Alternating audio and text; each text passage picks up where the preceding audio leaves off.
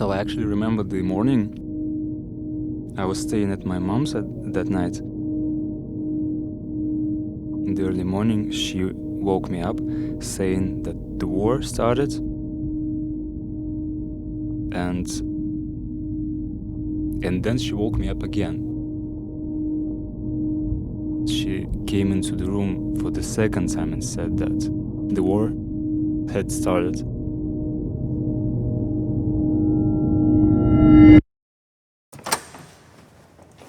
But I asked her if she did that, and she said no, she didn't do that. She went only once. Like, it seemed that just 5 minutes before she told me that, I had a dream of her coming into my room and saying me that.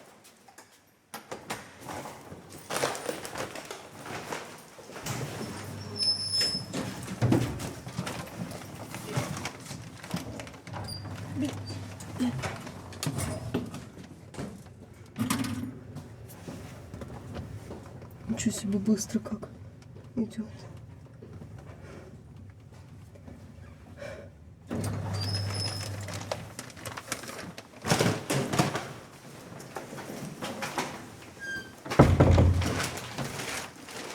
Доллар упал ниже 100 рублей после заявления ЦБ о внеочередном заседании по ключевой ставке. Упал на 4 копейки. После противоречивого заявления на бегущей строке в Сургуте. We're in a very small apartment right by Trocadero, but the apartment is not what you would expect it to be in such a posh place. It's 9 square meters, it's very little, it has a 2-story bed. Well, the bed is like the second level. The first level is just where we hang out, where we cook, where we sit behind somewhat, which we can call table, which is actually not a table. It's 2 pieces of wood which I found on the street and made a table out of it. And this mattress, this broom, this flag of France, we're patriots now. These kitchen tools. Yeah, we're walking around. All the rich people who move out here, they take out all their things to the street. Before we came to Paris, Ira gave me this Lego set as a present. This is a set of Seinfeld sitcom, and the idea was that this is like a little apartment of Jerry Seinfeld, and it would make us feel comfortable and cozy in the new environment.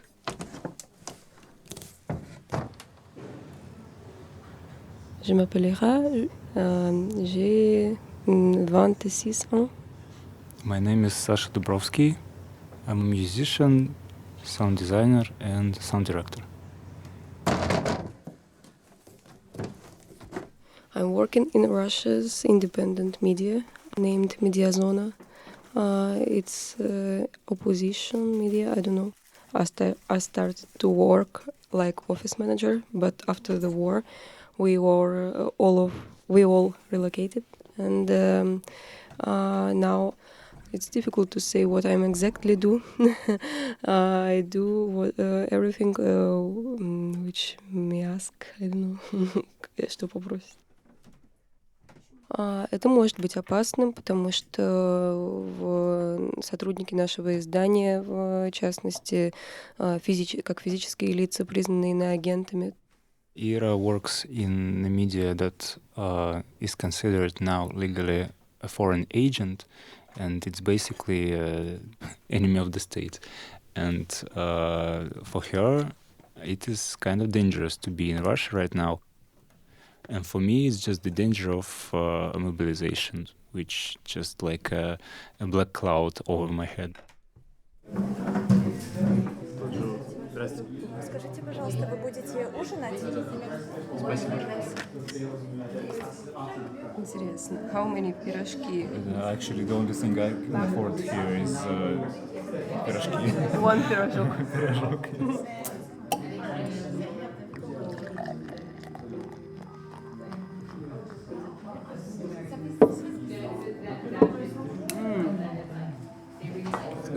по-русски. Sorry, grandmother, but this rock It's is amazing, yes.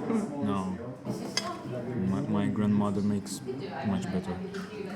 У меня ностальгию вызывают, я думаю, как у многих, запахи разные, а не места. And the only thing that somehow reminds you of Moscow and home are the smells, yes. Мне не нужно напоминать о доме, я о нем помню все время. It doesn't need to be reminded of your home. She thinks of it all the time.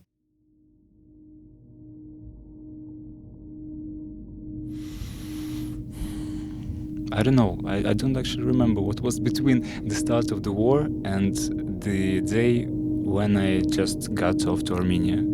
It was some kind of foggy dream, those 10 days. And I got kind of sober and back into reality only when the plane set off to Armenia.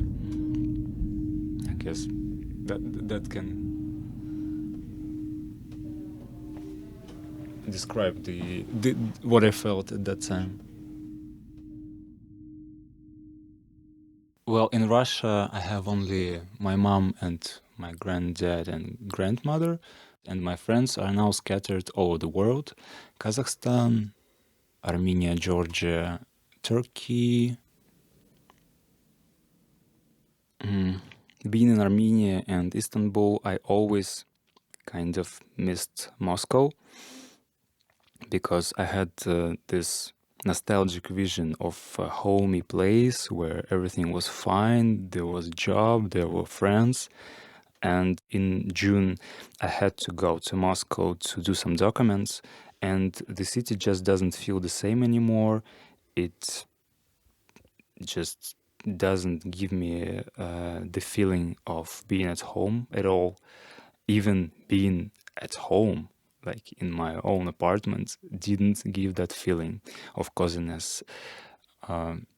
Sometimes you go into a bar or a cafe to have a burger, and like the waiter who serves you, you think, does he support the war? What does he think about people being slaughtered in that mess? And that all spoils the whole atmosphere, corrupts it.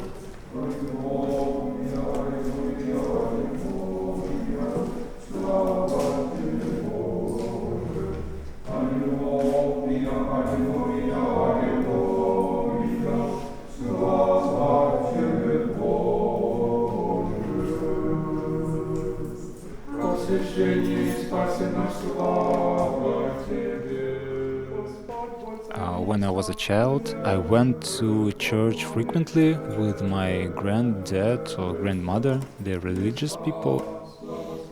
I like Russian churches and cemeteries. I really feel cozy in them.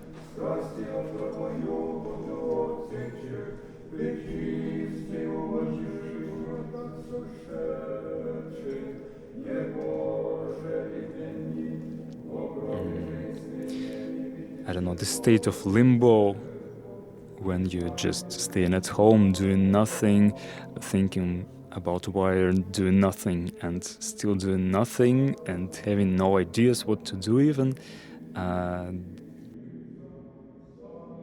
As a psychiatrist who I came to 2 months ago told me, I have this situational, I guess, depression. Well, it's like a normal reaction of my system to all that's happening to me, like having to move around and having no job and no prospects. It's been like this for a year already. Even in Paris, I actually tend to stay at home more because it's hard for me to be extrovert.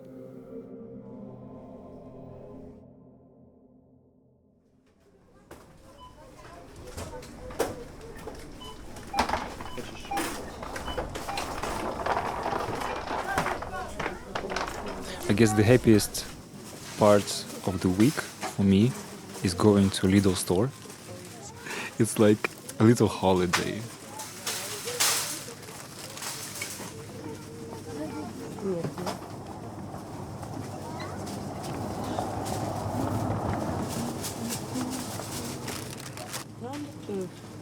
Бисквит à la cannelle. Спекулос.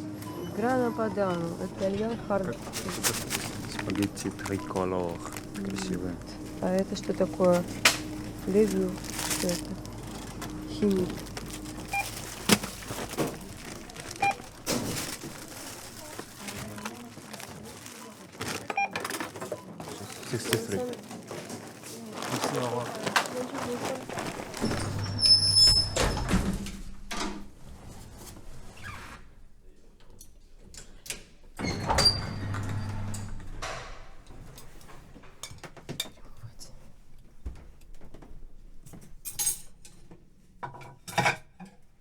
The harder part begins now because I want to get this artist in exile visa, and here you need to get some recommendation letters, and our journey of getting a long-term visa just begins actually right now.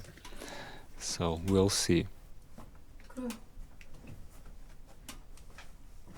I'm gonna show you a track which is called Chigem Falls. It's waterfalls in Caucasus, which I visited my granddad there.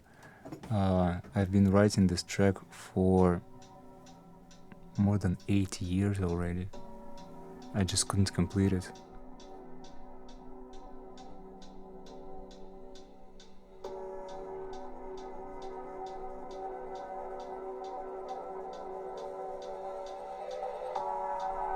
When did the last time when you felt yourself like you're at home? Actually, right now I feel kind of homey here in this little apartment. I got used to it. And yeah, I feel good here.